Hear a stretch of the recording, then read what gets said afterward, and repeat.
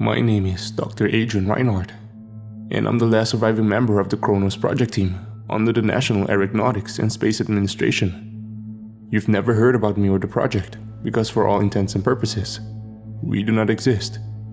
But I'll be damned if NASA is going to let my colleague staffs be for nothing more than a classified folder collecting dust on a shelf. I know you probably won't believe me. I wouldn't if I were you. But I'm not asking you to believe me. I'm just asking you to listen. The Kronos project was secretly established in 1988 by NASA and headed by the Department of Defense. The goal was to use deep-range satellites and telescopes to search the far regions of space for signs of life beyond our solar system. What we found was something far worse. In 2004, a signal was detected from the Boötes Void, which is a vast span of nothingness in space, nearly 1 billion light years in diameter. And when I say there is nothing, I really mean nothing. The void contains absolutely no matter, or even dark matter. It's essentially a definite null zone in the universe devoid of anything. All except for a single, continuous signal. I remember it like it was yesterday. My colleagues and I were sitting in a room that can best be described as a discount version of the Mission Control facility in Houston.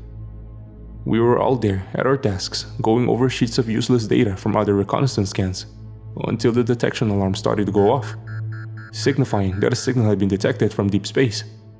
When we started going over the data, we triangulated the signal source to RA 14 hours 15 minutes 0 seconds / DEC plus 46 degrees 00.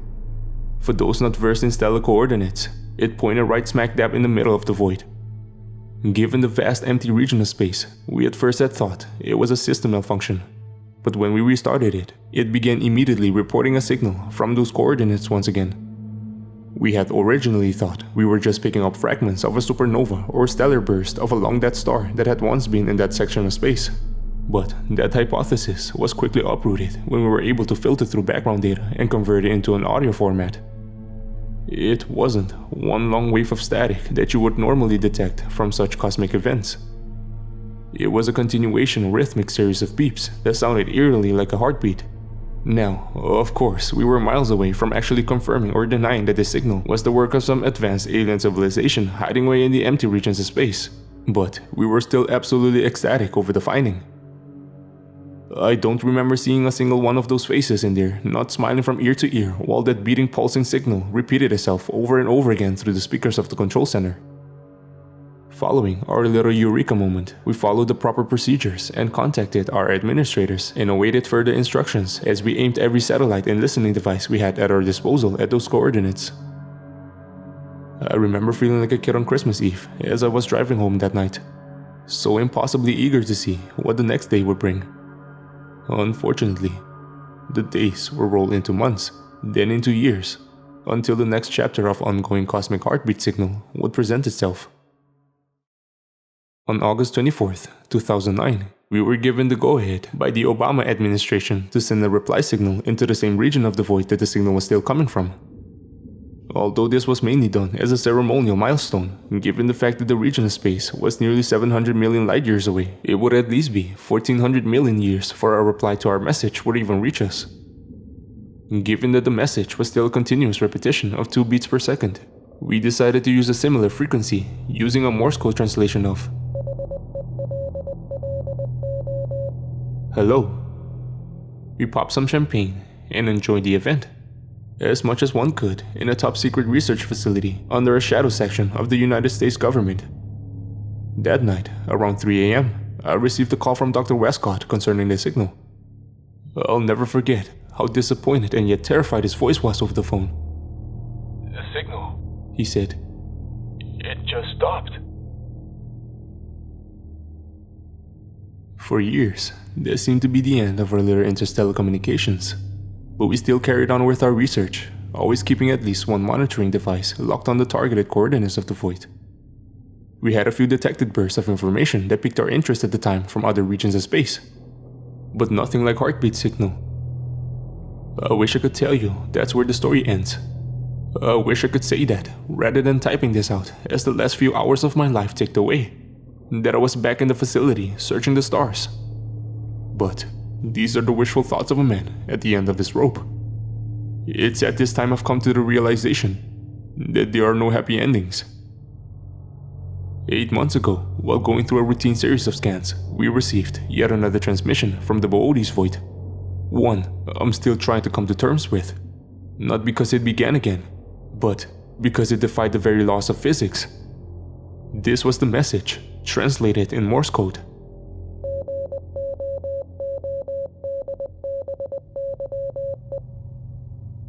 Goodbye. It was a reply to the message we sent nearly 11 years ago. Somehow, a communication that should have transpired over a course of 1400 million years took place in just 11. It didn't make any sense. It still doesn't. None of what was happening made any logical sense. And that wasn't even the ridiculous part. As soon as the transmission was received and translated, the empty space around the center of the void began to expand, as the surrounding star systems seemed to just blink out of existence. One by one, like a series of light bulbs being turned off, the stars began to go out. It was almost as if we were watching it occur in real time, which was another astronomical impossibility. You see, we can only observe as fast as light travels, which means if we were watching the Boodies void that is 700 million light years away, we would be seeing it as it was 700 million years ago. But now, we were watching an event unfold that was absolutely cosmically impossible. The rate at which the stars were vanishing was expanding the void at a rate of nearly 5 million light years a minute. I don't know how to describe it, other than saying that the dark nothingness was growing faster than the speed of light itself, seemingly consuming and extinguishing everything in its path. All the while, that message just kept ringing throughout the room. I don't know how or why, but very quickly the implications of this flooded over the control center as my colleagues and I began to realize the gravity of this impossible event. There was no argument amongst us whether this was possible or not. It clearly wasn't. Yet, it was happening all the same. At this rate, it'll reach the solar system in a little under a year. Dr. Waterford sounded weak and hoarse as he exclaimed the obvious. We were all thinking the same thing. In a little under 360 days, this cosmic expanse will reach our very own star system. We of course didn't know what would happen when it did. But in astronomy, you always think of the worst.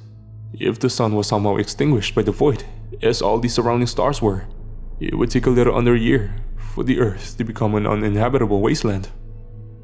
That was, of course, even if the planet wasn't completely consumed and absorbed into nothingness as well. The entire time, I ran the calculations and possible scenarios in my head. The message we received kept popping up again and again, seemingly trying to answer the question as to what was going to happen. Goodbye. It seemed to hit Dr. Redmond first as he leapt to his feet and made for a dashing sprint to the exit. Soon, everyone began to follow. Under normal circumstances, you'd think that the man's cheese had finally slid off his metaphorical crackers. But given the current situation, given what we were witnessing, he may have been the most sensible one in that entire room. Then, just as a few others were making their way towards the exit, it suddenly dawned on me as well. The message, it must have been telling us something. It must have been telling us, and everything in its path goodbye. Whatever was in the Boodies void was coming for us. Coming for everything. At the time, we really weren't thinking of the consequences of our actions. We weren't focused on the repercussions of suddenly jumping a ship and going AWOL from a top-secret government program. The only thing racing in our mind was the wall of nothingness hurtling towards us faster than the speed of light. I went straight home and drowned myself in a bottle, hoping to wake up the next morning to realize everything was just some crazy dream. I wouldn't be so lucky, of course. In truth, I would come to find that out very quickly. That night, at about 1 AM, I was awoken by my phone. When I went to check the unknown caller, it turned out to be one of my colleagues, Dr. Maverick Burkham, who was one of the last men to even leave that facility that day. You've got to run, Adrian. He yelled, trying to catch his breath. I had wondered at the time what had caused him such physical exertion. What are you talking about? I asked as my head pounded with a throbbing migraine. They're scrubbing the project, cleaning the house. Don't you know what that means? That first sentence was all I needed to sober up. If what he said was true, Then, word had gone up the chain of command, and they had now come to the knowledge about both the discovery and its implications, as well as the science team's reaction to said implications. If they were scrubbing the project, then we would be the first to be cleaned up. How do you know about this? I asked him. I tried to go over McGuire's house to discuss possible outcomes about the expansion. But when I got there, his house was burning to ashes, and Cuthbert and Lethbridge won't answer their phones. And on top of all that, I think I'm being followed. Are you sure? I asked as I made my way to the bedroom window, searching for any sign of government hitmen. Yes, absolutely. I've driven around my block twice, and now I'm on 58 South. There's been a black unmarked car following me the entire way. I could almost make out what were sniffles through the speaker.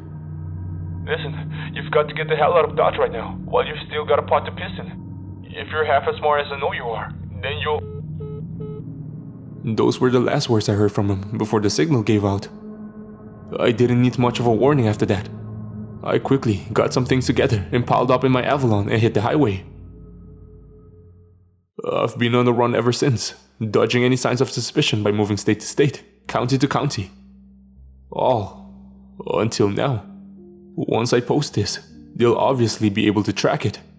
And I'm going to let them. I've been running all year, and I'm tired of it.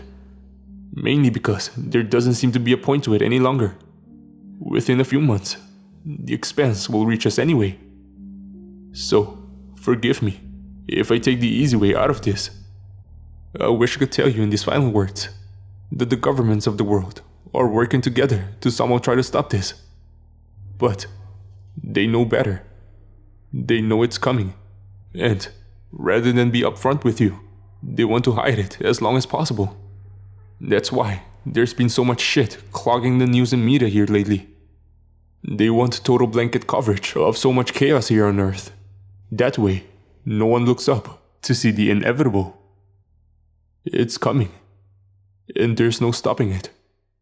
So, do me a favor, will you? Make what little life you have left worth it. Hold your loved ones. Go on that vacation you keep putting off. Do what makes you happy. Live. Goodbye.